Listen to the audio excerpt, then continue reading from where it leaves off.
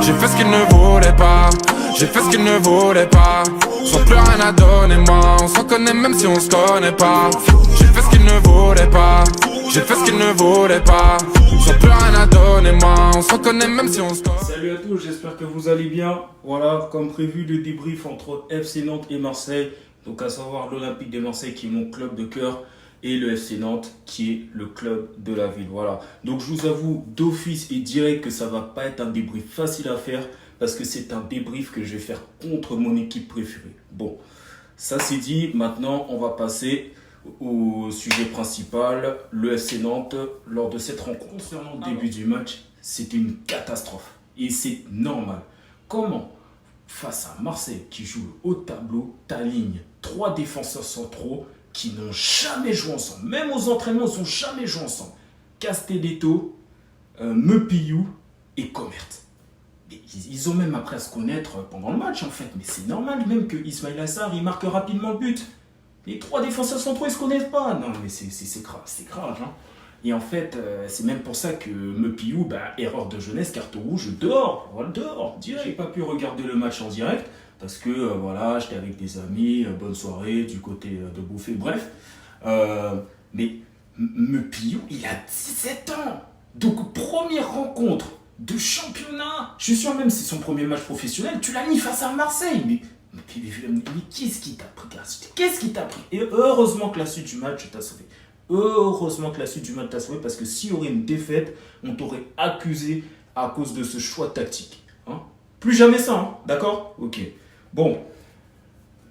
Par la suite, on a vu que Nantes à 10 a souffert, ce qui est tout à fait normal, contre 11 Marseillais. Les Marseillais ont poussé, les Nantais ont fait tout ce qu'ils pouvaient pour ne pas encaisser de but. Un excellent match, encore une fois, de Descamps, de match à match, je progresse mon type et ça amène une certaine concurrence au poste de gardien. Quand Lafont il va revenir, il faudra faire un choix. Mais là, Nantes, pour moi, a 2 bons gardiens. Parfait. Ensuite, on a Gabriel. Vous vous souvenez même du short où j'étais pas du tout content de son arrivée, mais de match en match, ce mec progresse. Bon, ses centres n'ont pas été bons, mais c'est tout à fait normal. En fait, il aurait fallu, dès la première journée, le faire jouer arrière latéral droit, donc au poste de piston droit, pour qu'il puisse avoir le rythme. En fait, il a plus le rythme d'un défenseur central, vu qu'Arestui l'a aligné dans la défense à 3, en centrale, que latéral. Et il a empêché toutes les actions offensives de courir, c'est bien. Ensuite, tu as Merlin. Merlin, il a été visionnaire. Dès qu'il a vu que Marseille était un peu déconcentré, bam, déjà, tu as le mec de la touche, il lui donne la balle, il fait la touche vite vers Simon. Simon, incroyable centre. Simon, il est en forme à ce début de saison, les gars. Hein, il faut l'avouer. Franchement, il s'est remis en question. Il est top, il est top. Là, il va partir avec cette sélection au Nigeria. Là, il va bien revenir. Hein. Et ensuite, ce même gars là, Simon, il centre. Mais Mohamed, mais quel geste acrobatique. Il a pêché 4 buts en Ligue 1. Mohamed, il l'avait dit dans Presse Océan. Cette saison, il veut montrer un visage beaucoup plus intéressant, tueur, marqueur. Et là, l'avantage de Mohamed, c'est que c'est l'équipe de Mohamed. Là, c'est le FC Nantes de Mohamed. Mohamed en pointe. Tout le monde joue pour lui. Tout le monde. Et c'est ça qui va être intéressant cette saison. Il a les clés. Parce que du coup, Dehors, il n'est plus là. L'autre là-bas, il est parti chez le concurrent. J'ai même oublié comment il s'appelle. Hein, parce que même au niveau de mon cerveau, j'ai supprimé cet élément négatif. Et même dans la corbeille, vous voyez, on peut encore supprimer des éléments négatifs. Je les supprime encore. Donc ce gars-là, il est parti. Donc ce qui fait que là, Mohamed, c'est le seul patron sur le secteur offensif. C'est le seul. Et je pense qu'il y a beaucoup de gens qui ne le savent pas, mais Mohamed est attaquant de pointe dans l'équipe aussi de l'Égypte. Il joue avec Mohamed Salah. Et j'ai pu lire aussi dans certains articles que Mohamed a demandé des conseils à Mohamed Salah pour être un meilleur attaquant. Et franchement, ça réussit pour l'instant. Ça réussit. Continue comme ça, mon gars. Il va revenir fort de la sélection égyptienne. Là, parce que là, il y a la trêve internationale. L'espace de 4 journées, il a déjà 4 buts en Ligue 1. 4 buts en Ligue 1. 4. Non, franchement, c'est fort. Je te souhaite bonne chance. Je sais que tu vas inscrire pas mal de buts cette saison et en espérant que tu puisses obtenir le titre de meilleur buteur. Voilà. Donc, pour venir un peu sur Merlin, il a fait son match, mais au niveau des centres, il faut s'appliquer, Merlin, il faut s'appliquer. Tu as été sélectionné en équipe de France Espoir. sous les ordres de Thierry Henry. J'espère que tu vas t'améliorer lors de ce rassemblement avec l'équipe de France Espoir. Hein. C'est Thierry Henry que tu as en coach. Hein. Attention, il faudra bien l'écouter si tu veux progresser dans le football. Encore plus que le talent que tu as. D'accord? Ok, je compte sur toi. Après, ce qui est intéressant, c'est qu'on a trouvé, pour moi, les 2 milieux relayeurs défensifs titulaires cette saison. Et ça ne va pas bouger pour moi. Chirivella et Augusto. Augusto, depuis qu'il est arrivé à Nantes, depuis son match qu'il a effectué avec Nantes à la Beaujoire la semaine dernière contre Monaco, et j'étais même au stade, ce mec il apporte une assurance. Hein. Mais là c'est que le début, parce qu'il vient de débuter, de connaître ses coéquipiers. Là il va avoir la pause. Bon, je pense pas qu'il est international. Non, il n'a pas été sélectionné par le Brésil. Il va avoir 2 semaines complètes pour taffer tranquillement du côté du centre d'entraînement pour avoir les automatismes avec Chirivella. Ce qui est intéressant avec son profil, toujours Augusto, c'est qu'il se projette. Il me rappelle un peu Juninho, Morgan Sanson, Emerson, voire même Patrick Vieira, parce que Patrick Vieira, certes, il s'est joué milieu défensif, mais avec Arsenal, il jouait aussi relayeur. Il me rappelle un peu Luis Gustavo qui sait jouer aussi milieu relayeur. Voilà, c'est un mélange de tout ça. Il y a un truc à faire avec ce joueur, il y a un truc à faire. Et il y a Hudson. Hudson, le voir débuter ce match-là, ça m'a surpris. Parce que le mec, il a toujours été habitué au championnat brésilien. Mais tu peux pas l'aligner non plus titulaire directement comme ça. Hein, le championnat de France n'est pas du même level que le championnat brésilien. Faut arrêter ces conneries.